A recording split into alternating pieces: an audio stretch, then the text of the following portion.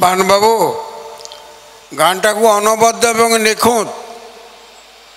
আপনার কাছে নিবেদন থাকলো যদি জানা থাকে পরবর্তী সময়ে আপনি আমাদের সাথে সহযোগ করিবেন।